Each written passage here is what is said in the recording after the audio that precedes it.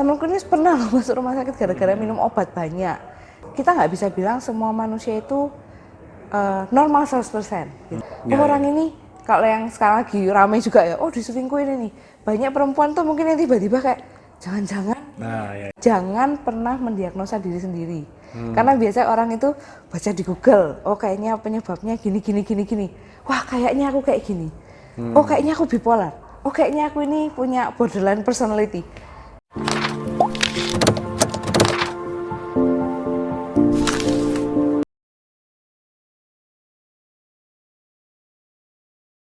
Halo teman-teman sekalian, bersama dengan kita kali ini setelah sekian lama nggak Osmanya lanjut bersama dengan Wendy.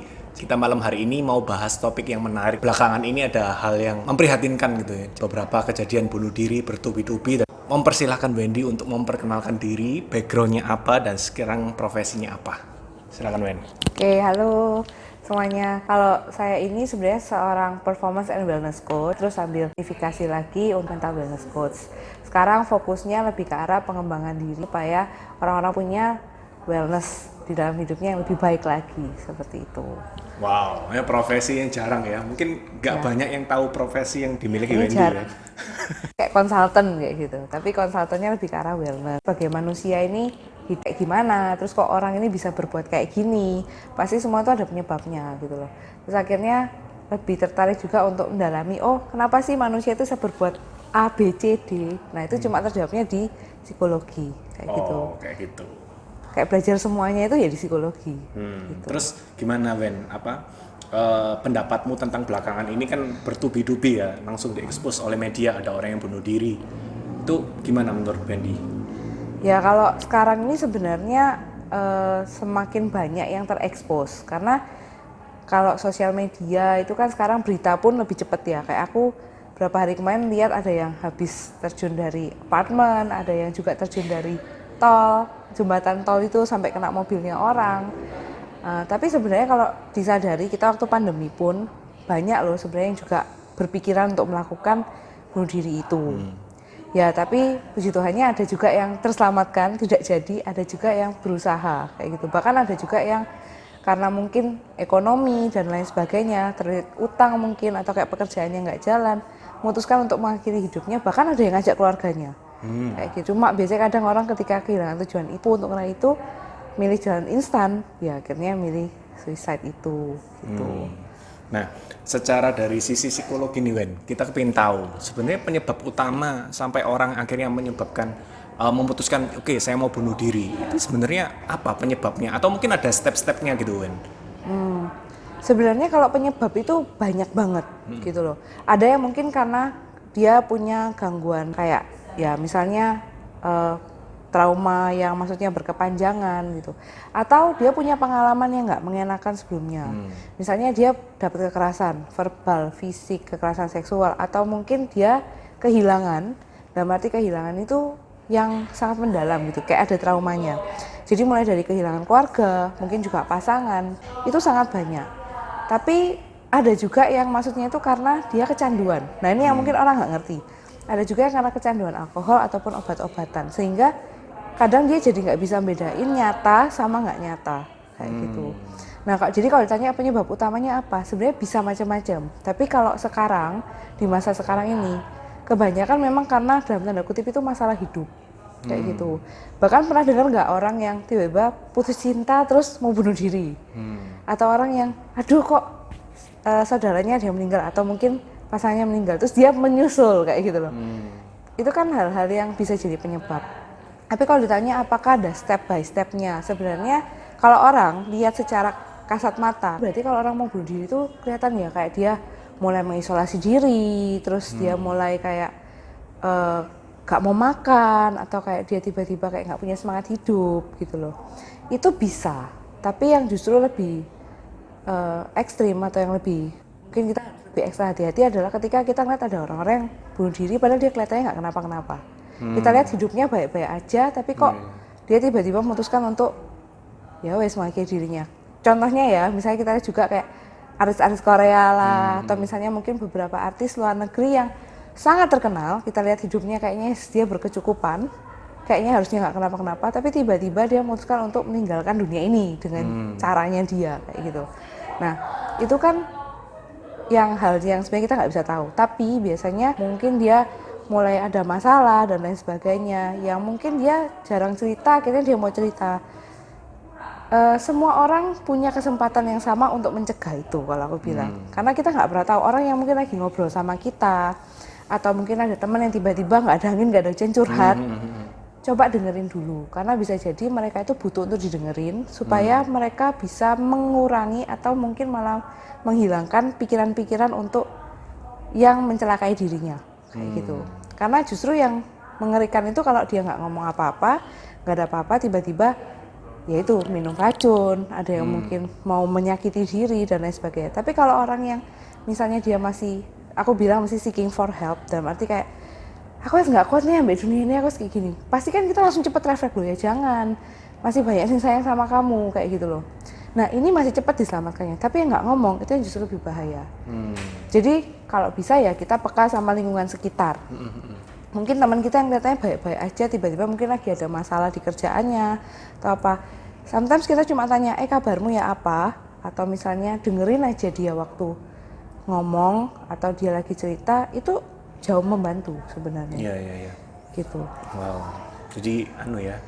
Karena kita kalau dengar berita itu kayak nggak sampai pikir gitu, kok bisa gitu ya. Iya.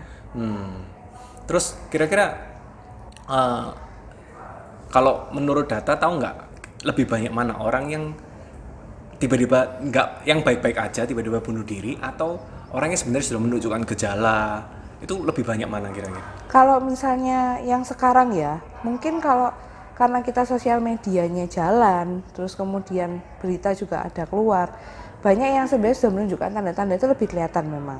Lihat medsos ya. Jadi misalnya kayak sudah pernah mengalami percobaan bunuh diri, chance dia untuk melakukan lagi itu jauh lebih besar, kayak gitu. Makanya kalau memang ada yang sudah tahu nih, temanku kok suka menyakiti dirinya, temanku ini pernah loh masuk rumah sakit gara-gara minum obat banyak, kayak gitu. Nah, ya kasih perhatian lebih juga, gitu. Perhatian lebih itu bukan berarti berlebihan ya. Iya. Tapi ketika dia ada sesuatu ya coba dengerin dulu kayak gitu. Nah, tapi apakah misalnya yang lebih banyak lagi itu misalnya adalah yang ternyata nggak kelihatan terus tiba-tiba dia bunuh diri. Nah, karena tidak terlihat bunuh diri, itu makanya datanya itu sangat-sangat tidak terdeteksi. Betul. Karena itu kayak gitu loh. Tapi kalau misalnya kita tahu nih ada kenalan kita yang wah ini dia, aku tahu nih riwayatnya dia udah pernah mau melakukan itu, ataupun dia punya keluarga atau kenalan dekat yang pernah mengalami bunuh diri atau sudah melakukan, itu kita juga harus waspada karena biasanya ada yang namanya vicarious experience. Jadi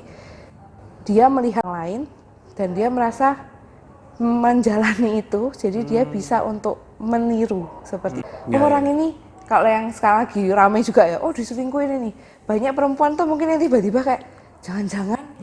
Jadi dia orang lain itu alami, tapi seolah-olah kayaknya ini jadi pelajaran buat aku nih, aku harus hati-hati juga, jangan-jangan nanti kayak gini. Nah, orang yang punya family yang mungkin sudah mengalami bunuh diri, atau mungkin orang yang sangat dekat sama dia dan dia bunuh diri, ada kemungkinan nggak dia seperti itu?